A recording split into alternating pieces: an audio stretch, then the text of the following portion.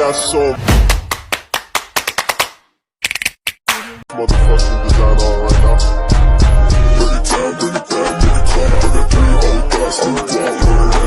Assalamualaikum warahmatullahi wabarakatuh. Kembali lagi bersama saya Sri Wahyuni dengan NIM 2111270055 semester 5 Prodi Tadris Ilmu Pengetahuan Sosial Fakultas Tarbiyah dan Tadris Universitas Islam Negeri Fatmawati Soekarno Bengkulu. Baiklah, di sini saya akan membahas atau menyampaikan tentang teori globalisasi menurut Anthony Giddens.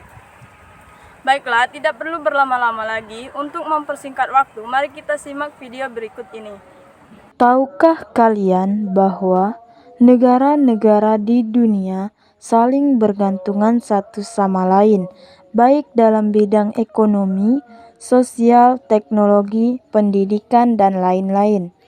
Keadaan ini membuat proses pertumbuhan yang cepat dan pesat di seluruh negara-negara dunia, yang dinamakan globalisasi. Globalisasi berasal dari kata globe, yang artinya dunia. Globalisasi berarti mendunia. Ini berarti dunia yang begitu luas dan jarak antar negara tidak menjadi halangan untuk saling berhubungan. Kemajuan teknologi dari hari ke hari berperan penting dalam terciptanya proses globalisasi. Salah satu contoh globalisasi yang pernah kita pelajari adalah nama negara anggota ASEAN. Dengan teknologi, alat komunikasi mempermudah kerjasama antar negara ASEAN. Begitu juga dengan kemajuan alat transportasi, memudahkan barang dari luar negeri masuk ke suatu negara. Begitupun sebaliknya. Globalisasi menunjukkan semakin meningkatnya ketergantungan antar individu dan antar masyarakat di seluruh dunia. Dengan kata lain, globalisasi juga bisa diartikan masuknya suatu negara dalam pergaulan dunia yang mengakibatkan aktivitas yang sebelumnya terbatas secara nasional secara bertahap berkembang menjadi tidak terbatas sampai mendunia. Anthony Giddens pernah menyampaikan pendapatnya tentang globalisasi dan faktor pendorongnya. Globalisasi merupakan salah satu keadaan individu, kelompok masyarakat, dan negara yang interdependen. Globalisasi juga identik dengan fenomena ekonomi global yang melibatkan perusahaan-perusahaan transnasional. Secara umum, globalisasi disebabkan oleh beberapa faktor pendorong, seperti unsur budaya, perkembangan iptek, sumber daya alam, dan kerjasama ekonomi internasional. Faktor pendorong globalisasi, kemajuan ilmu pengetahuan teknologi atau iptek.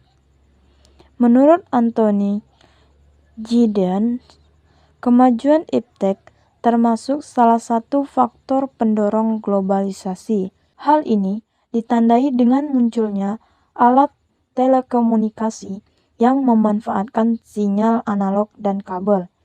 Menurut Giddens, masyarakat menjadi semakin terkoneksi berkat adanya kemajuan teknologi komunikasi dan informasi.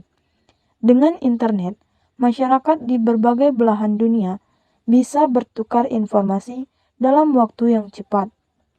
Perubahan masyarakat, menurut Giddens, fenomena globalisasi terjadi karena tatanan dunia terus berubah. Begitu juga dengan masyarakat yang akan terus mengalami perubahan.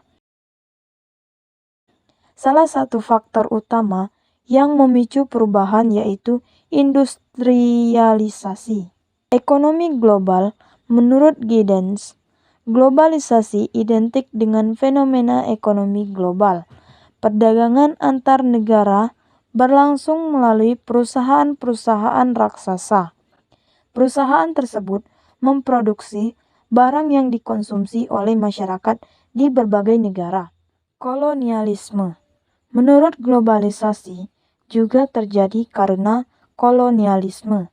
Kolonialisme merupakan paham tentang penguasaan atau suatu negara atas daerah atau bangsa lain dengan maksud untuk memperluas negara. Akibat penjajahan oleh negara-negara barat, negara-negara dunia saat ini terbagi menjadi 4 kategori, yaitu negara dunia pertama, kedua, ketiga, dan negara industri baru atau New Industrializing Society atau NICS. Nah, jadi itulah faktor pendorong penyebab globalisasi menurut Anthony Giddens. Demikianlah presentasi dari saya. Semoga menambah hasanah keilmuan tentang teori globalisasi menurut Anthony Giddens. Mohon maaf jika ada kesalahan. Kepada Allah saya mohon ampun. Akhir kata, wassalamualaikum warahmatullahi wabarakatuh.